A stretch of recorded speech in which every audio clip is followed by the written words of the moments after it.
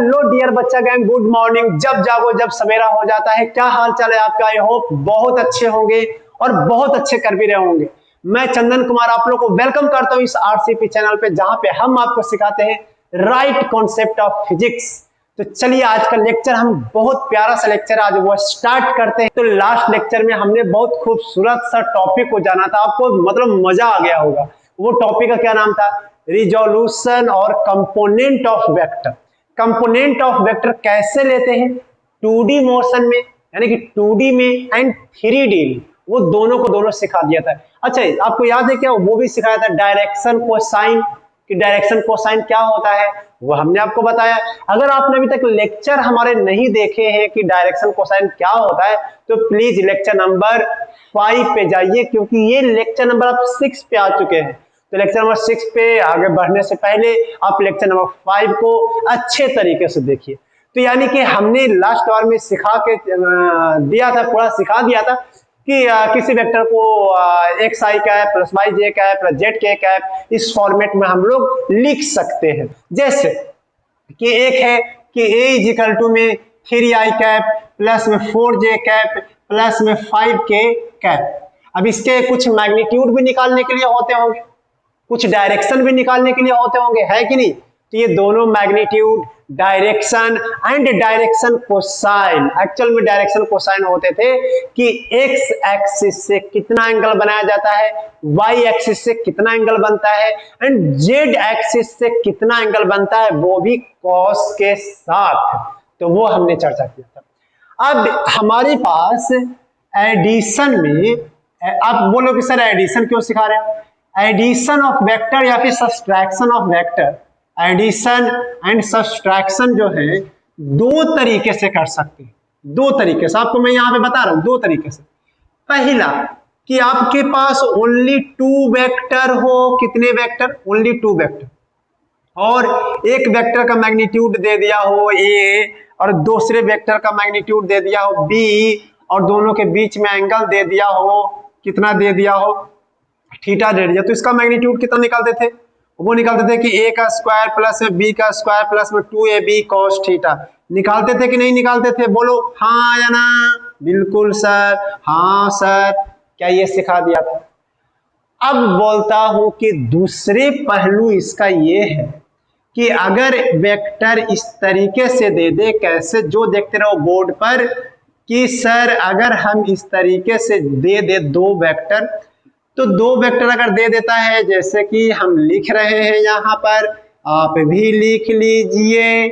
अगर इन दोनों को ऐड करना, इन दोनों को ऐड करना, तो अब तो हम इसमें क्या करने जाएंगे? ऐसा करने जाएंगे क्या कि ए का मैग्नीट्यूड निकालो, फिर बी निकालो, फिर एंगल निकालो, फिर अंदर रूट में a का स्क्वायर प्लस b का square plus 2ab cos theta लगाओ। ऐसा नहीं, ऐसा नहीं करेंगे, क्योंकि इस बार तो i के साथ ऐड कर देना चाहिए, और j के साथ ऐड कर देना चाहिए, और k के साथ ऐड कर देना चाहिए। तो यानी कि यहां पर a वेक्टर प्लस में b वेक्टर, जिसको तुम अपने मन मर्जी से c वेक्टर बोल दो, ये बहुत आसानी से ऐड हो जाएंगे। x bx i cap plus में a y b y j cap b y j cap, और यहां से a z प्लस में b z k कैप। देखा ऐड करने का तरीका? बहुत आसान है। मतलब कि या तो देखो इस तरीके से भी कर सकते हैं, मैग्नीट्यूड निकालो, एंगल निकालो। ये कब यूज करना है? जब 2 वेक्टर का सिर्फ क्या दे दे? मैग्नीट्यूड दे दे। ये तभी यूज करते हैं। सिर्फ क्या दे दे बेटा? मैग्नीट्यूड दे। और ये कब यूज करना है? जब वेक्टर ऐसे टर्म्स में दे दे, जैसे कि एक्स आई कैप प्लस ए वाई जे कैप प्लस ए जेड के कैप। तो आपको ये दोनों में डिफरेंसेस समझ में आ गया होगा कि दोनों कब यूज करना है। अच्छा, इसमें एक लिमिटेशन है कि भैया 2 ही वेक्टर अगर हो साथ में, जैसे 2 वेक्टर जो है, मतलब 2 वेक्टर दे दिया जाए, तभी हम इसको यूज कर सकते हैं 2 वेक्टर के लिए। वो भी उसमें कैसे कि मैग्नीट्यूड दे दे। और इसको कब यूज करना है बेटा?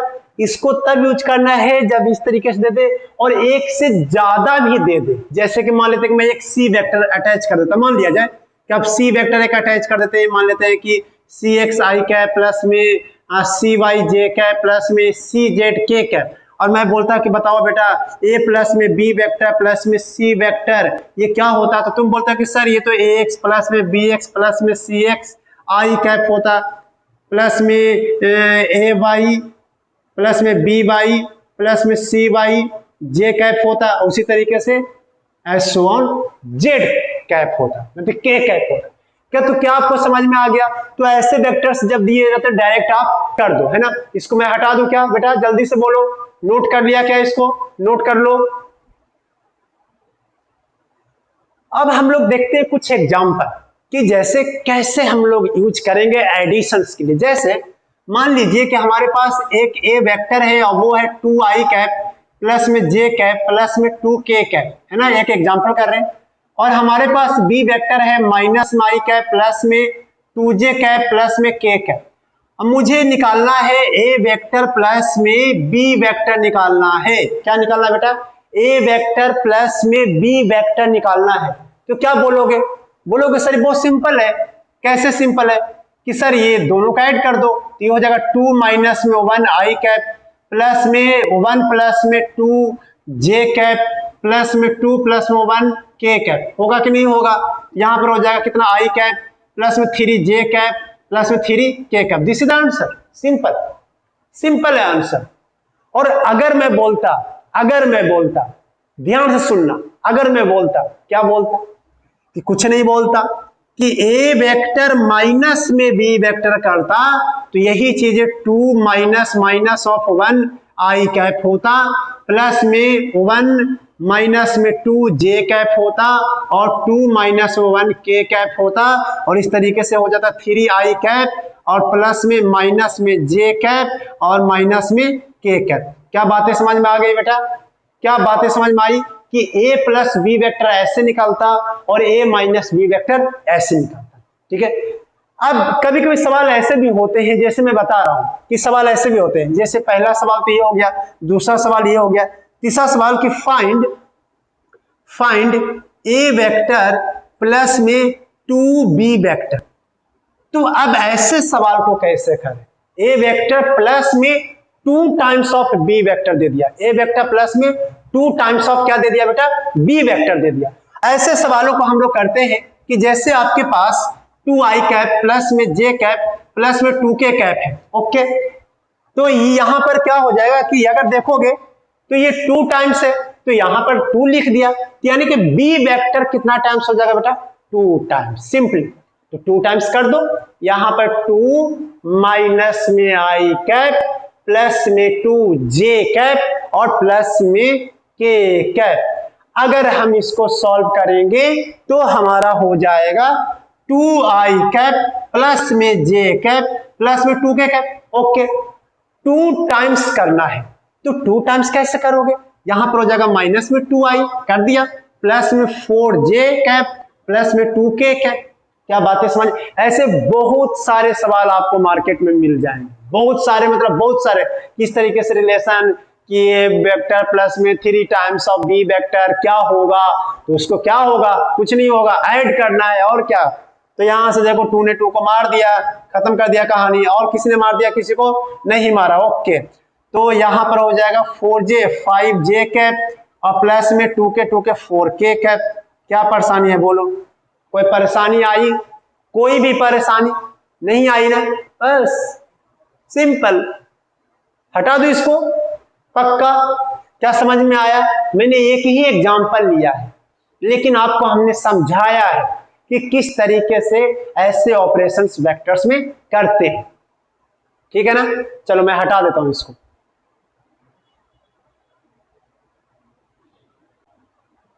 अब जो है यहां पर एक और वेक्टर ले लेता मैं, है ना, जैसे कि एक और वेक्टर था सी वेक्टर ले लेता, और मैं बोलता कि चलो सी वेक्टर जो है सिर्फ j कैप प्लस में माइनस में 2k कैप है, और मैं तुमसे बोलता कि a वेक्टर प्लस में b वेक्टर माइनस में c वेक्टर निकालो।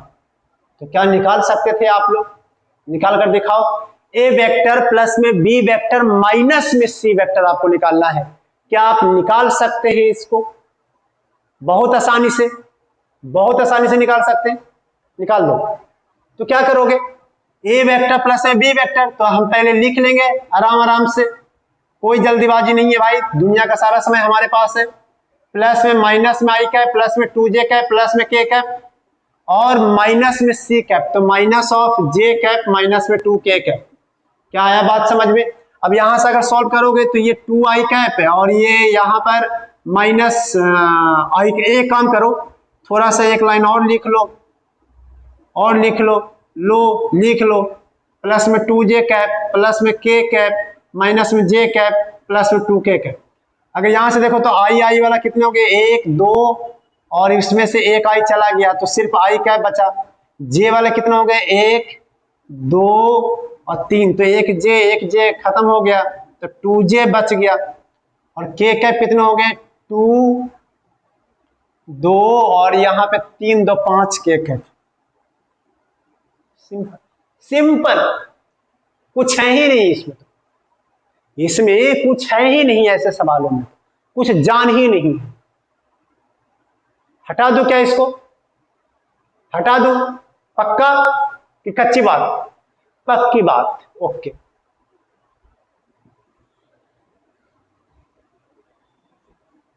हम लास्ट वाले लेक्चर में जब हम कंपोनेंट मेथड पढ़ा रहे थे तो उसका यूजेज हमने नहीं बताया था कि कैसे यूज करते हैं। ठीक है, कंपोनेंट मेथड जब हम पढ़ा रहे थे तो इसका यूजेज हमने नहीं बताया था कि किस तरीके से हम उसको यूज करते हैं। अब कंपोनेंट मेथड को हम लोग यहां पर यूज करेंगे, लेकिन उससे पहले हम कुछ और चीजों को हम एक बार में जान लेंगे। पहला है कि पोजीशन वेक्टर क्या होता है। पोजीशन वेक्टर क्या होता है? तो बेटा पोजीशन वेक्टर जो है रियल में किसी पॉइंट का लोकेशन के बारे में बतलाता है। नाम ही है पोजीशन वेक्टर, पोजीशन के बारे में बतलाएगा। तो पोजीशन वेक्टर जो है tells about the location of point और पार्टिकल। तो मैं वो बात को लिख देता हूं कि इट टेल्स अबाउट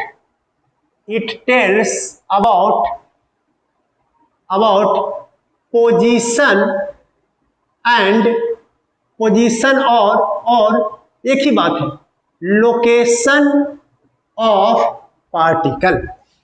पोजीशन और लोकेशन ऑफ पार्टिकल मतलब कि पोजीशन को बतलाता है या फिर उसके लोकेशन को भी बतलाता है। जैसे कि अगर हमारे पास एक एक्स एक्सिस है या फिर वाई एक्सिस या फिर जेड एक्सिस, एक पॉइंट P है जिसका पोजीशन है कितना ले, A B C। तो तूने तो कोऑर्डिनेट में बोल दिया, तो वो पॉइंट का कोऑर्डिनेट है A B C। मतलब क्या समझा तुमने? मतलब ये समझा कि वो पॉइंट जो है एक्स एक्सिस में A है और वाई एक्सिस में B है और जेड एक्सिस में C है। तो तूने तो भैया क्या बोलते कोऑर्डिनेट में समझा ना। अब जिसको वेक्टर जानने की आदत पड़ गई, जैसे आप एक्सपर्ट हो गए, तो फिर कैसे बोलोगे इसको? अब मैं इसको एक पॉइंट ओरिजिन से यहां पे हम जेड एक्सिस से बनाते हैं, ये एक्स वाई जेड एक्सिस में मैंने तीनों पॉइंट ले लिया है।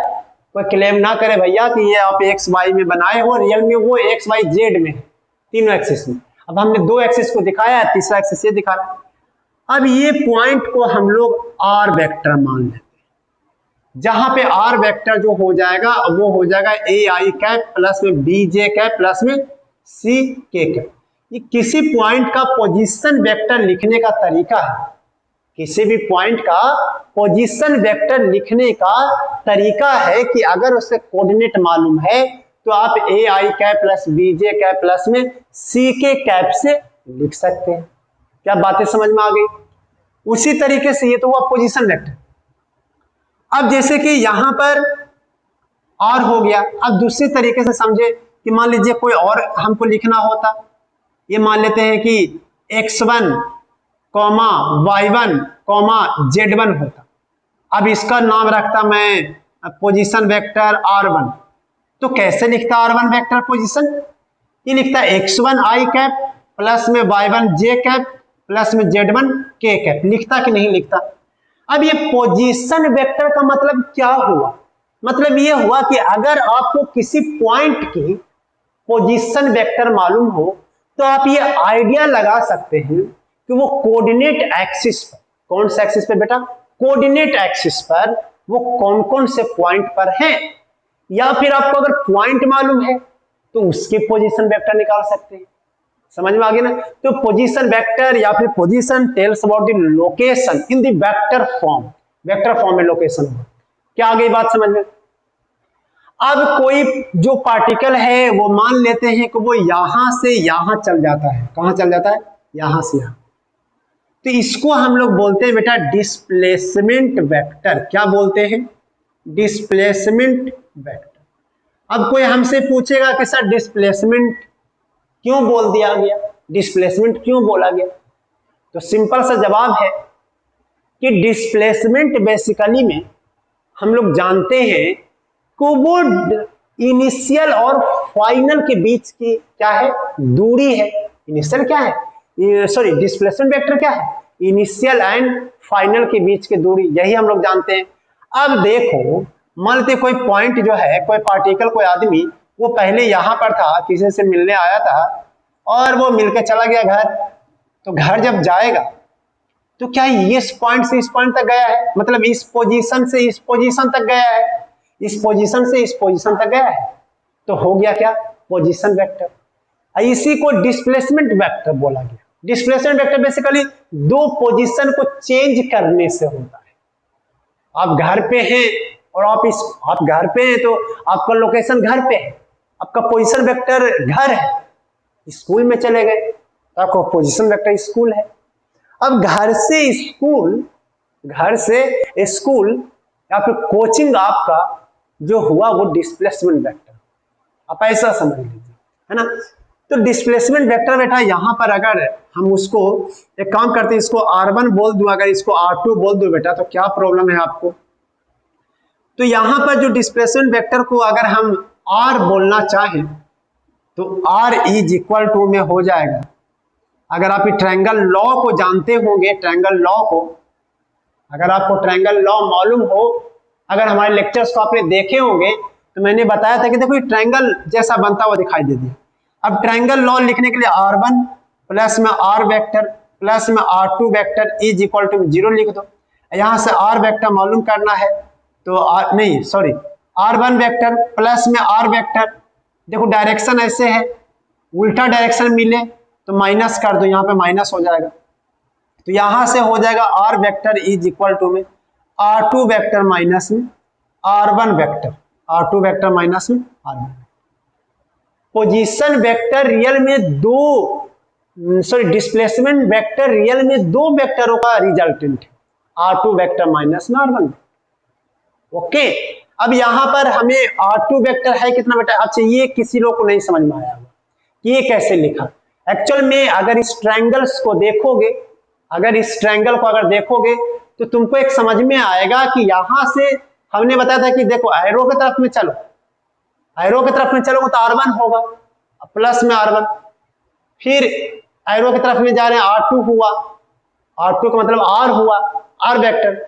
लेकिन यहां पर जब आए तो देखा कि एरो उल्टी पड़ी हुई है, क्या पड़ा हुआ, उल्टा, तो हमने उसको माइनस R2 वेक्टर लिख दिया।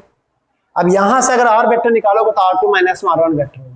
और हमेशा ये डिस्प्लेसमेंट वेक्टर ऐसे लिखा जाता है, डिस्प्लेसमेंट वेक्टर बेटा ऐसे ही लिखा जाता है जैसे यहां पर लिखा हुआ है, R2 वेक्टर माइनस में R1 वेक्टर, डिस्प्लेसमेंट वेक्टर।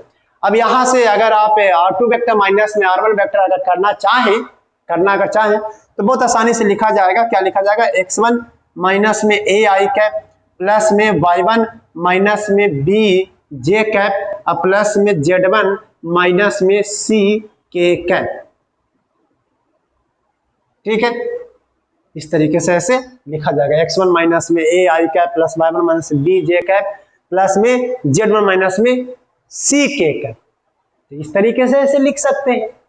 ठीक है, इसको हटा दूं, नोट कर लिया, नोट कर लो जल्दी जल्दी।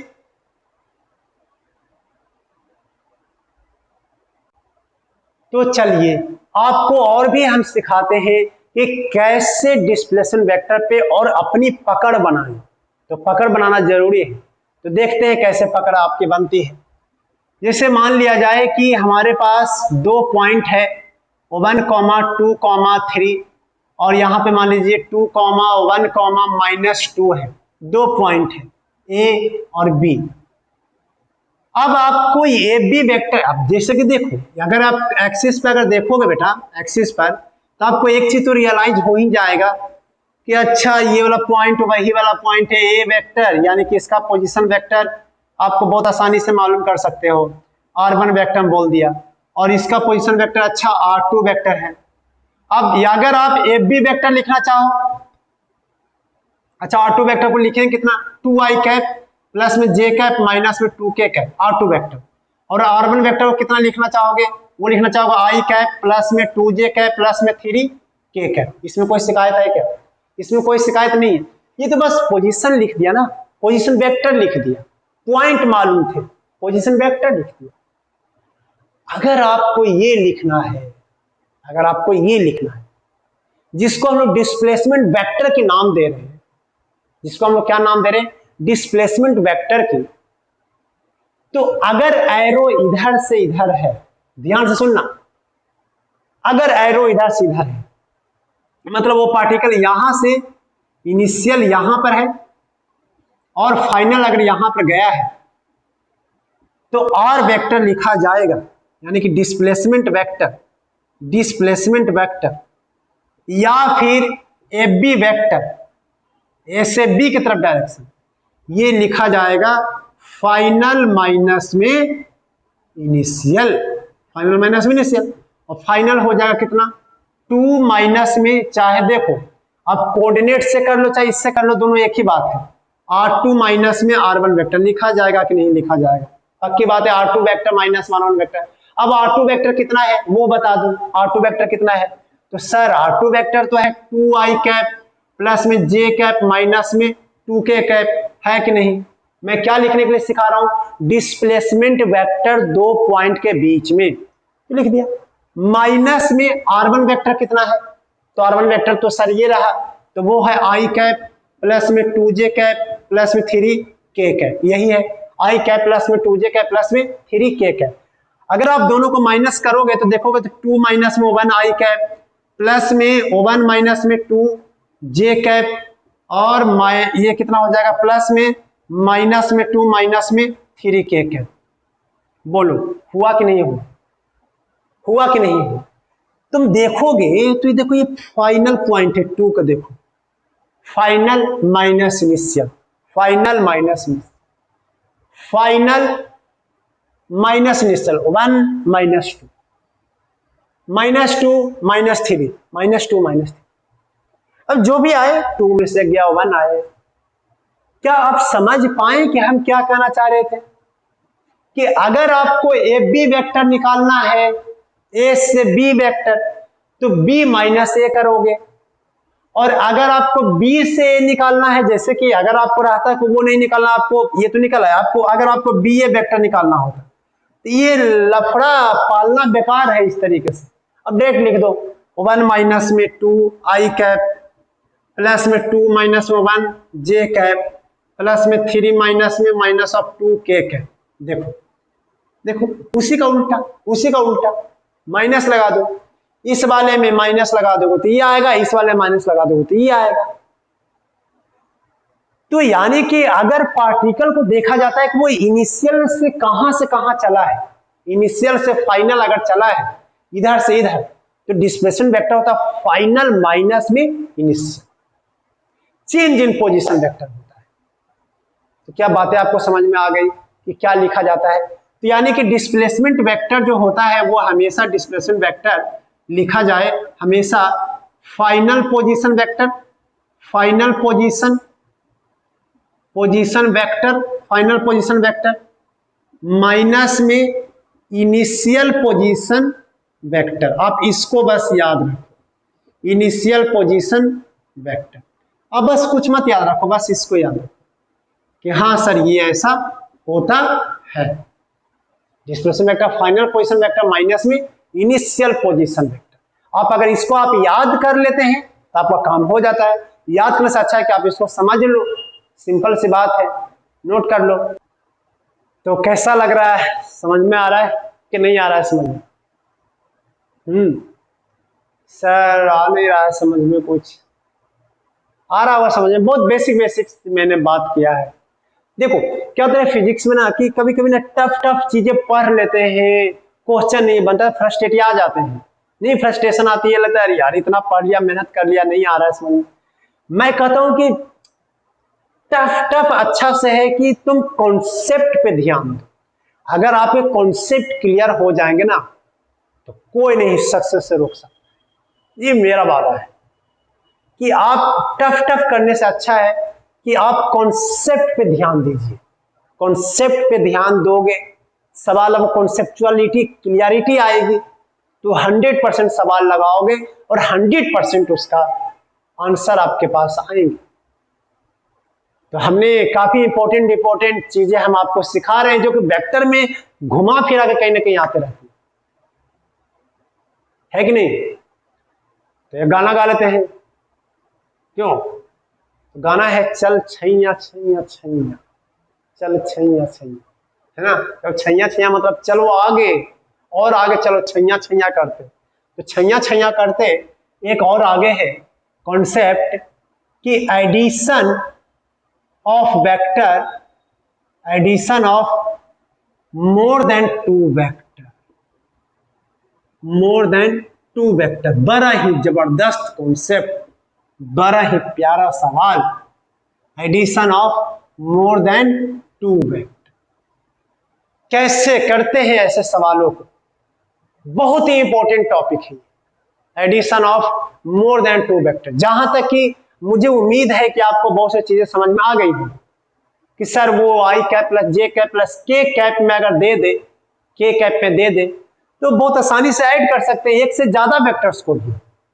लेकिन अगर क्या होता होगा जब आई कैप जे कैप के कैप में अगर नहीं दिया जाए और आपसे सवाल करने के लिए बोले तो कैसे करें?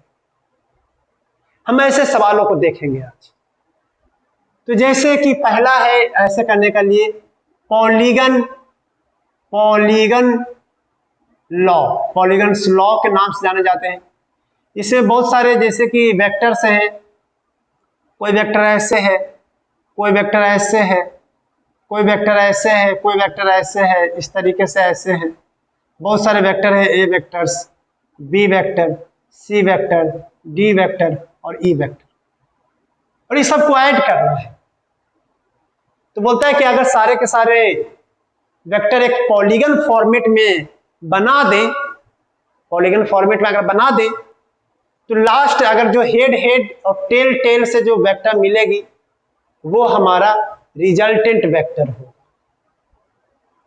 जो पॉलीगन्स, बहुत सारे पॉलीगन्स बनेंगे, एक बहुत सारा वेक्टर ऐसे दे दिया गया है तो इस सबको तुम तो ऐड करोगे, ऐसे ऐसे करके ना ऐड करोगे ना, एक पॉलीगन्स बनेगा कि नहीं। तो पॉलीगन का जो साइड जो है जो क्लोज बना रही है, जैसे यहां पे आर वेक्टर, तो आर वेक्टर हो जाएगा ए वेक्टर प्लस में बी वेक्टर प्लस में सी वेक्टर प्लस में डी वेक्टर प्लस में E vector S so on, S so on. अगर मान लेते हैं कि आपके पास वेक्टर क्लोज पॉलीगन्स बना रहे हैं ऐसे करके, कैसे करके, ऐसे करके, हम बोले कि इसका नाम है ए वेक्टर, बी वेक्टर और सी वेक्टर और डी वेक्टर और ई वेक्टर, इसका रिजल्टेंट जीरो होगा। क्यों रिजल्टेंट जीरो होगा? क्योंकि ये क्लोज पॉलीगन से है, क्लोज पॉलीगन, ट्रायंगल, कुछ भी क्लोज पॉलीगन से। तो क्लोज पॉलीगन्स के लिए रिजल्टेंट जो है, रिजल्टेंट जो है बेटा वो क्या बनेगा? रिजल्टेंट क्या बनेगा? जीरो बनेगा। अरे वही जीरो है जो एक दिन हीरो बनेगा। क्यों? तुमसे बोल रहा हूं भैया, क्यों? क्योंकि अगर तुम देखोगे तो मैंने बोला कि पॉलीगन्स में, पॉलीगन्स लॉ में जितने भी वेक्टर हैं वो सब के सब एक क्लोज पॉलीगन्स बनाने की कोशिश करेंगे, लेकिन वो बन नहीं पाएंगे। अब क्यों नहीं बन पाएंगे? क्योंकि अगर देखो हमारे पास 1 2 3 4 5 वेक्टर्स, पांचों वेक्टर पॉलीगन्स बनने की कोशिश किया लेकिन क्लोज पॉलीगन्स नहीं बना। तो क्लोज पॉलीगन्स नहीं बनेगा तो बीच में ये जो स्पेस जो है, ये जो बीच में जो स्पेस इतना है उसको मैंने एक टेल टेल से और हेड हेड से बना दिया, तो उसमें एक रिजल्टेंट बन गया वही वाला। पॉलीगन्स का रूल्स है कि लास्ट वाला जो स्पेस जो है वो रिजल्टेंट बनता है। अब इसमें देखो, इसमें सब एक दूसरे से क्लोज फॉर्मेट बना लिया, तब क्या लास्ट में कोई स्पेस बचा इन दोनों के बीच में? No space. कोई स्पेस है? No space. तो ये जो है ए वेक्टर प्लस में बी वेक्टर प्लस में सी वेक्टर प्लस में डी वेक्टर प्लस में E vector is equal to में 0। इसको बोलते हैं फॉर क्लोज पॉलीगन्स के लिए, फॉर क्लोज पॉलीगन्स के लिए, क्लोज पॉलीगन्स के लिए हम ऐसे काम करते हैं। क्लोज पॉलीगन्स के लिए रिजल्टेंट हमेशा 0 होती है। तो चाहे क्लोज पॉलीगन्स में ट्रायंगल ही क्यों ना आ जाए, स्क्वायर क्यों ना आ जाए, रेक्टेंगल क्यों नहीं आ जाए, पेंटागोन, हेक्सागोन, ऑक्टागोन, नाइन्थागोन, टेंथागोन, जितने भी गोन हैं सबका क्लोज अगर होगा तो सबका रिजल्टेंट क्या हो जाएगा बेटा? 0। क्या ये बातें क्लियरिटी हो गई क्या? अगर हो गई तो इसको नोट कर लो।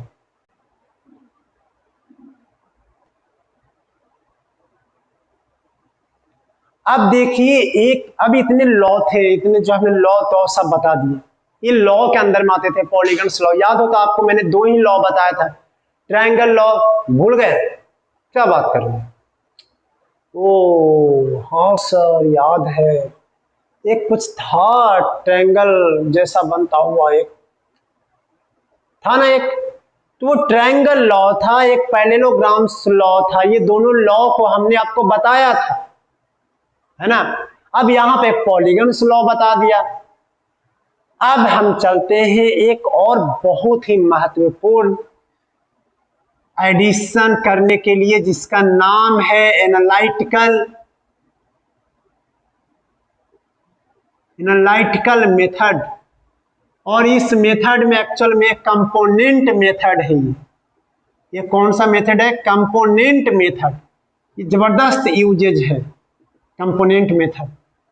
कंपोनेंट के हेल्प से कैसे हम लोग 2 से ज्यादा वेक्टर को ऐड करते हैं, 2 से ज्यादा वेक्टर्स को।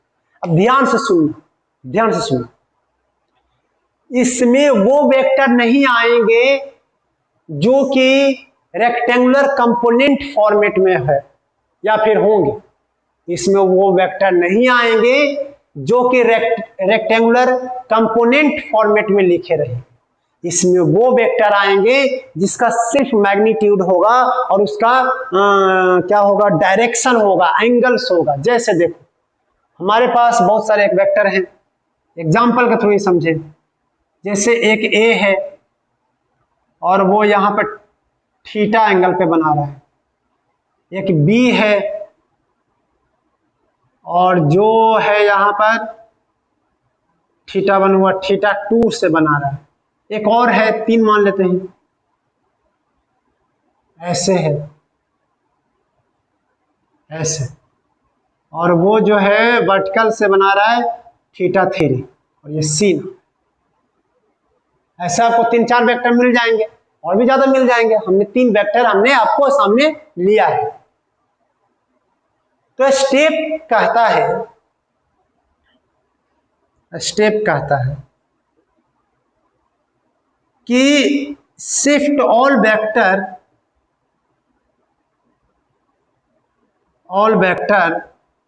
To origin. सारे वेक्टर कहां ला दो? ओरिजिन। लेकिन कैसे? टेल टू टेल और head to head, tail to tail और हेड टू हेड, टेल और हेड शिफ्ट। तो उसके लिए आपको एक एक्सिस आपको बनाना होगा, उसके लिए आपको एक एक्सिस बनाना होगा, जैसा कि हमने बना दिया। एक एक्सिस आपको बनाना होगा जैसा कि हमने बना दिया। अब सारे वेक्टर को शिफ्ट कर दो इस तरीके से। देखो ए है थीटा 1, बी है थीटा 2, देखते जाना, बी है थीटा 2 और एक सी भी है जो कि थीटा 3, सबको शिफ्ट कर दिया।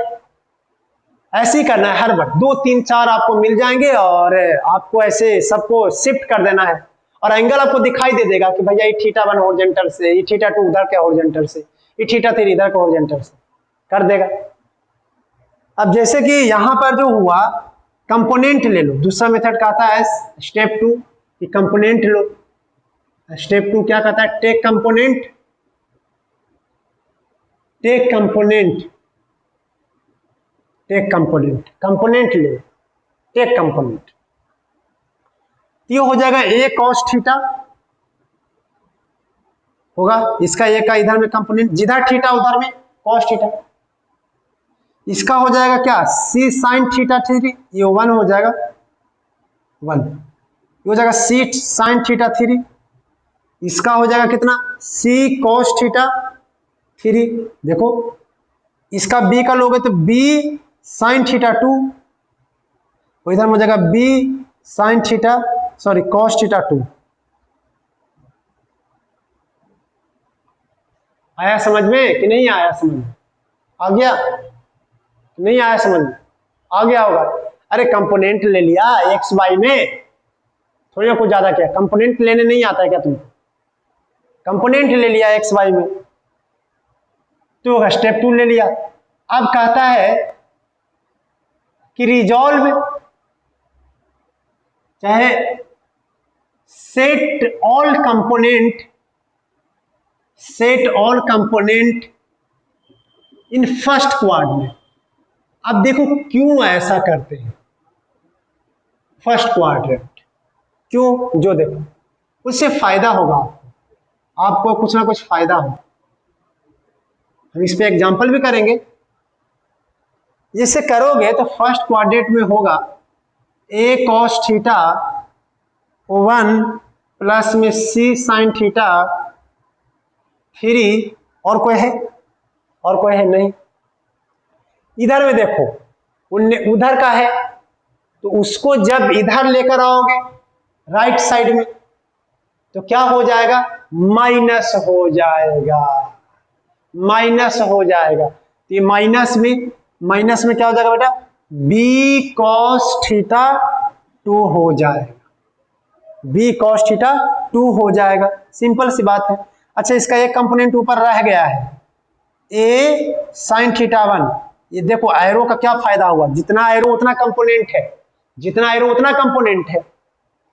अब उसको वाई में चेक करो तो वाई में हो जाएगा ऊपर में बेटा जी ए साइन थीटा 1 प्लस में बी साइन थीटा 2 माइनस में मैं बोल रहा हूं प्लस करके माइनस में कौन सा?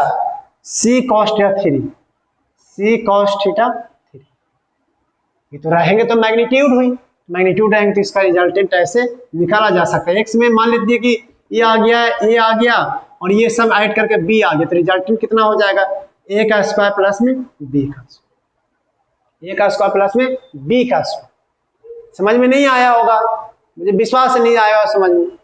अगर हम एक एग्जाम्पल के थ्रू समझे तो कैसा होगा? ये तो रफली मैंने बता दिया आपको, कोई बात नहीं। मैं आपको एक एग्जाम्पल, बहुत अच्छा एग्जाम्पल लेता हूं, उससे आपको समझाता हूं तो समझ में आएगी। नोट कर लो इस। तो एक जीता जाता एक एग्जाम्पल, जीता जागता एग्जाम्पल एक ले लेते हैं, है कि नहीं? फिर उसके बाद करते हैं। जैसे कि एग्जाम्पल है कि बहुत मैं कोऑर्डिनेट पे सेट कर देता हूँ। ओके देखो ये 10 मीटर का है 37 डिग्री पे, 37 डिग्री पे। ये है 20 मीटर का 53 डिग्री पे, और ये है एक लेता हूं कितना 10√2 का मीटर का 45 डिग्री पे, और एक और ले ले, बस इतना ही रहने देता है ना। कितने वेक्टर है? कितने वेक्टर? 3 वेक्टर है कि नहीं? 3 वेक्टर। तो 3 वेक्टर है तो इसको कैसे सॉल्व किया जाए? 2 होता तो दोनों के बीच में एंगल निकाल के ए का स्क्वायर प्लस बी का स्क्वायर प्लस सी का स्क्वायर प्लस 2a, सॉरी ए का स्क्वायर प्लस बी का square plus 2ab cos theta कर देते, है कि नहीं? अब हमारे पास सामने 3 वेक्टर है। अब 3 वेक्टर को कैसे सॉल्व किया जाता है वो हम आपको बता चुके हैं। अब हो सकता है 4 वेक्टर भी हो सकता है इसमें भी एक और वेक्टर हो जाए, है कि नहीं। तो कैसे सॉल्व करते हैं उसको देख लीजिए। तो चलिए सबसे पहले क्या कहता है बता दो। सबसे पहले कहता है कि कंपोनेंट ब्रेक कर लीजिए। तो कंपोनेंट ब्रेक करने के लिए हम क्या करेंगे, 10 cos 37 ऊपर में चल जाएगा, देखते जाना, 10 sin 37 ऊपर में देखो, इसको 20 करो, 20 sin 53। इधर में जब आओगे तो इसका कर दोगे कितना, 20 cos 53। ये हो जाएगा 10√2 cos 45 sin 45। और इधर में हो जाएगा, इधर में कितना हो जाएगा, 10√2 cos 45। बताओ और कुछ है, कुछ भी है कंपोनेंट करने के, एरो क्यों दे रहा हूं समझ में आ रहा होगा। अब आया समझ। अब यहां पर अगर आप सारे को फर्स्ट क्वाड्रेंट में सेट करो, क्यों कर रहा हूं वो भी बता देता हूं मैं। 10 cos 53 माइनस में 20 sin 20 cos 53 माइनस में 10√2 sin 45, ये सेट कर दिया। y में क्या हो जाएगा, y वाला में हो जाएगा 20 sin 53 प्लस में 10 sin 37 माइनस में क्यों, क्योंकि ये नीचे का माल है, ऊपर जा रहा है, तो नीचे का माल जब ऊपर जब जाएगा तो माइनस में 10√2 cos 45 हो जाएगा। अब इसको चाहे तो आप सॉल्व कर सकते हैं, कितना हो जाएगा, 10 cos 53 4/9 3/5 माइनस में 20 cos 53 3/5, दो कैसे आ रहा है भाई, 10 cos 37 ना, हाँ 37 गलत है, तो उनको बताना चाहिए था, बता रहा था। अच्छा हाँ, तो cos 37 तो हो जाएगा 4/5, देख लेना कुछ गलत ना हो जाए। 20 cos 53 हो जाएगा 3/5 माइनस में 10√2 इंटू में sin 45 1/√2, √2 कट गया, ये 4 हो गया, ये भी 2 हो गया, तो 8 माइनस में 12 माइनस में 10। सही लिख रहा हूं कि गलत लिख रहा हूं, तो ये हो जाएगा कितना, 22 माइनस में 40, और यहां पर हो जाएगा कितना, 20 sin 53 मतलब 4/5 प्लस में 10 इंटू में 3/5 माइनस में 10 1/10 हो जाएगा, 5 दूनी 10 5 16 प्लस में 6 माइनस में 10 22 में से 12 हो गया। सही है ना, सही है। अब वेक्टर जो बनेगा इसका रिजल्टेंट वो बनेगा बेटा माइनस में 14i कैप। क्यों माइनस 14i कैप, क्यों, क्योंकि x के डायरेक्शन में -14 आया है, तो -14i कैप, प्लस में y में आ गया 12j कैप। अगर आप चाहो तो इसको सेट करो आराम से, अब सेट करो, देखो ये 14 हो गया और ये हो गया 12। रिजल्टेंट देख लो, रिजल्टेंट कहां से निकालना चाहते हो, इस वाले से निकालना चाहते हो कि इस वाले से निकालना चाहते हो, किसी से निकाल लो। तो ये tan theta is equal to में हो जाएगा, इस वाले से निकालना चाहते हो तो 12 नीचे आएगा, तो ये हो जाएगा 7/6, यानी कि थीटा इज इक्वल टू में tan इनवर्स 7/6। अगर तुम इस वाले से निकालना चाहते हो तो इस वाले से भी निकाल सकते हो, tan alpha is equal to में कितना, 12y में 14, 12y में 14 तो 6y में 7, तो अल्फा इज इक्वल टू में tan इनवर्स 6y में 7 बेटा जी। तो दो वेक्टर से ज्यादा का रिजल्टेंट हम लोग ऐसे ही निकालेंगे, बार बार हम लोग 2 वेक्टर से ज्यादा का रिजल्टेंट ऐसे ही निकालेंगे, यही एक मेथड है, ऐसे हम लोग करते हैं। तो हमेशा दिमाग में रखना कि 2 वेक्टर से ज्यादा अगर आएगा तो हम ऐसे ही करेंगे। क्या कुछ और सवाल कर लिया जाए, पक्का बात, इसको नोट कर लो। तो चलिए एक और सवाल कर लेते हैं हम लोग उस पे कि कैसे एप्लीकेशन किया जाता है 2 से 3 से 4 वेक्टर से भी ज्यादा को कैसे एक साथ ऐड किया जाता है, उसको और भी बहुत बेहतरीन एग्जांपल के थ्रू समझते हैं। तो क्या आप तैयार हैं समझने के लिए? अगर हाँ तो चलिए देखिए बोर्ड की तरफ में। अब एक है कन्हैया लाल, जियो कन्हैया लाल की। अब कन्हैया लाल जो है अब मिलने जा रहा है किसी से, ओके। तो किसी से मिलने जा रहा है तो जैसे कैसे कि मान लेते हैं किससे मिलने जाएगा भाई कन्हैया लाल, तो कन्हैया लाल की जय। कन्हैया लाल किसी से मिलने जा रहा है। अब जो है ये कन्हैया लाल तो है टकला, टकला नहीं कुछ थोड़ा हेयर स्टाइल बना देते, top top top top top top top, चश्मा भस्मा लगा के जा रहा है थोड़ा ऐसे, चश्मा वस्मा लगा के जा रहा है। किससे मिलने जा रहा है? तो जैसे कन्हैया लाल को के बोल देता हूं, कन्हैया लाल के होने वाली को क्या बोल दूं? पिंकी बोल देता हूं। अभी कन्हैया लाल पहले चला 3 मीटर नॉर्थ में, फिर चला 3 मीटर नॉर्थ चला जाने के लिए, घूमने के लिए 3 मीटर नॉर्थ चला, फिर 2 मीटर चल गया साउथ। अब सबको चक्कर दे के जा रहा होगा, कभी नॉर्थ कभी south. Then turn right and move 10 metre, move 10 metre. Then find displacement, find displacement. तो कैसे डिस्प्लेसमेंट निकाला जाए भाई? तो क्या करेंगे सबसे पहले, जितने वेक्टर डिस्प्लेसमेंट मतलब ये डिस्प्लेसमेंट कितना हुआ इसका, मिलने के लिए इतना गया तो भाई डिस्प्लेसमेंट कितना हुआ? तो बोला गया कि सबसे पहले एक्स एक्सिस वाई एक्सिस तुम लोग जानते हो, वाई एक्सिस होता है, इसको ईस्ट बोलते हैं, इसको नॉर्थ बोलते हैं, नॉर्थ इसको साउथ बोलते हैं, और इसको क्या बोलते हैं? वेस्ट बोल। क्या इतना आपको पता है? ईस्ट नॉर्थ वेस्ट साउथ पता है क्या? पता है तो ठीक है। अब पहले वो किधर गया? 2 metre 3 metre north, okay 3 metre north चला गया। ऐसे देखो सबको सेट कर दो 3 मीटर, फिर 2 मीटर किधर चला गया? साउथ चला गया 2 मीटर, फिर साउथ के बाद के टर्न राइट, तो राइट मुड़ेगा तो इधर ही मुड़ेगा ऐसे, और कितना चल गया? 10 मीटर। जब इसको जब सेट करोगे तो सेट कर लो।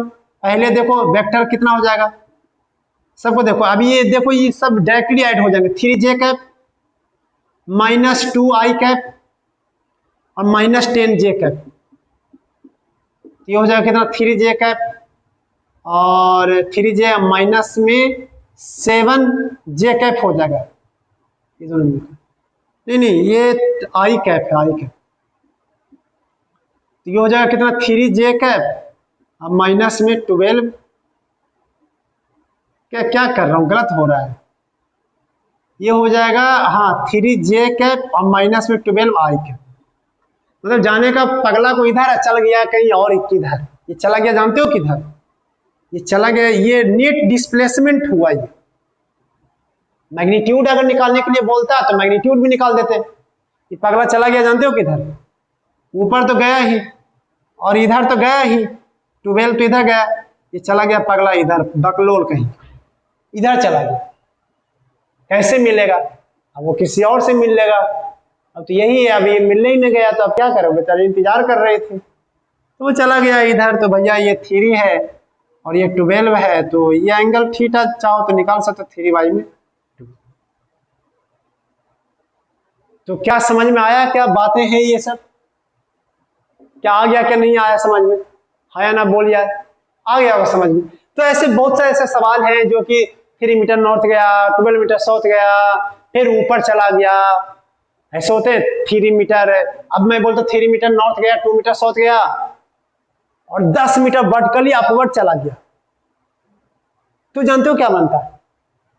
3j cap minus 2j cap plus 10k cap. ऐसा एक सवाल है, अगर आप जहां भी पढ़ाई कर रहे हो या फिर सवाल अगर करोगे तो ऐसा एक सवाल है कि वर्टिकली अपवर्ड किया है, वो एक्चुअल में ऐसे किया है, 5 मीटर इधर गया, 12 मीटर इधर गया और 13 मीटर वर्टिकली अप गया, तो ये हो जाएगा 3i 5i cap 12j cap और 13k कैप हो जाएगा। तो मेन कॉन्सेप्ट मैंने आपको समझा दिया कि कैसे किया जाता है, ठीक है। तो बाकी तो आप सब समझ ही गए होंगे कि कैसे क्या हो रहा है, क्या और कुछ समझाना बाकी है? बताओ, और कुछ समझाना बाकी है कि समझ गए? समझ गए होंगे। अब मैं आपको एक चीज लास्ट बता देता हूं, डायरेक्शन। ये सर डायरेक्शन पता नहीं चलता किधर नॉर्थ होता है किधर साउथ होता है, तो जानकारी डायरेक्शन का भी ले लेते हैं। तो फोन पे बोला कि उत्तर आइए, नॉर्थ आइए, ईस्ट जाइए, वेस्ट जाइए, पता चल गया तुम चला गया कहीं और, है कि नहीं? तो उसकी जानकारी हम आपको दे देते हैं। तो चलिए मैं इसको हटा दे रहा हूं अभी। तो concept of direction, concept of direction, direction का ज्ञान, डायरेक्शन की समझ, हम लोग बोलते हैं कॉन्सेप्ट ऑफ डायरेक्शन। तो कॉन्सेप्ट ऑफ डायरेक्शन बेटा बहुत आसान है।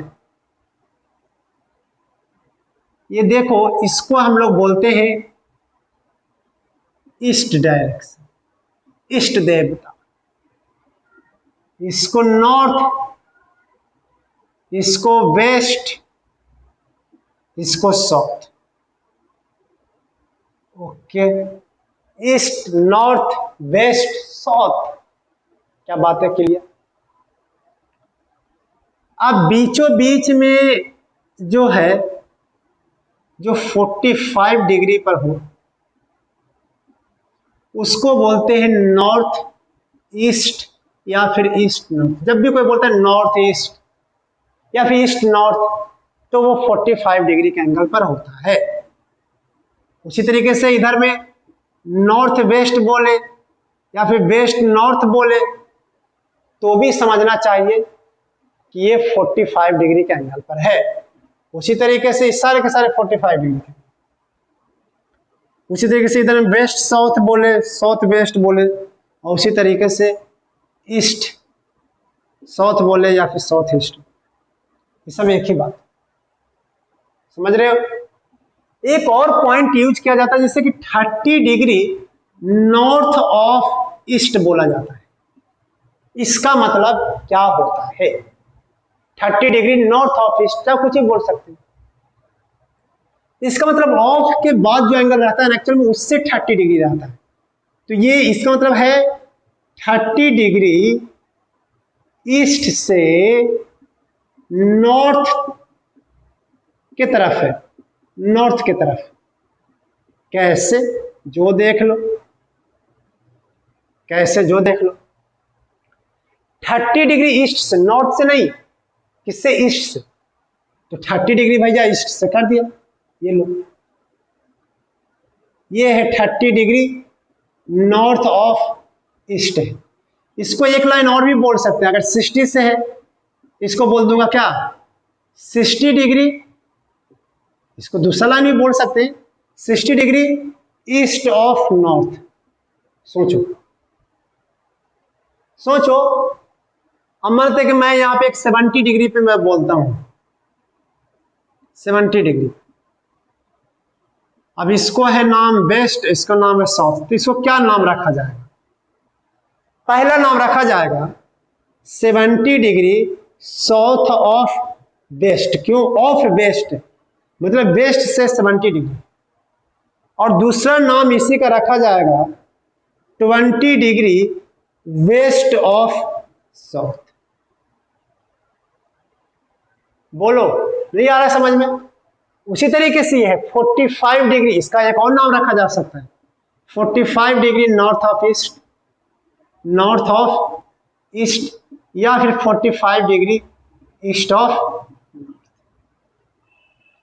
इस तरीके से अब देखो सबके बीच में कुछ ना कुछ अब कितने सारे एंगल्स हो जाएंगे। खाली इतना जो 30 डिग्री नॉर्थ ऑफ ईस्ट मतलब ईस्ट से नॉर्थ की तरफ है 30 डिग्री। सिंपल। क्या आपको आ गया बातें समझ में कि नहीं आया बात समझ में?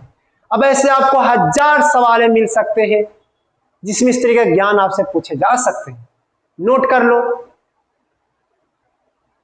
तो कैसी रही आज की लेक्चर? मुझे उम्मीद है कि आपको ये बहुत पसंद आए होंगे। अगर आप कुछ फीडबैक या फिर कमेंट या फिर कुछ बकवास आप करना चाहते हैं तो आप हमें कमेंट में दे सकते हैं। वो फीडबैक हमारे लिए बहुत इंपॉर्टेंट होगा। और अगर आप नए हैं तो हमारे चैनल को सब्सक्राइब या फिर वीडियो को डिसलाइक करके अपना इच्छा या फिर अपना फीडबैक हमें जाहिर कर सकते हैं। इसी सोच के साथ आज का लेक्चर हम समाप्त करते हैं। जब तक अगला लेक्चर ना आ जाए जब तक आप पढ़ाई करते रहिए, एक दूसरे से प्यार करते रहिए और मुस्कुराते रहिए। प्यार करने का मौका भी दीजिए। All the best.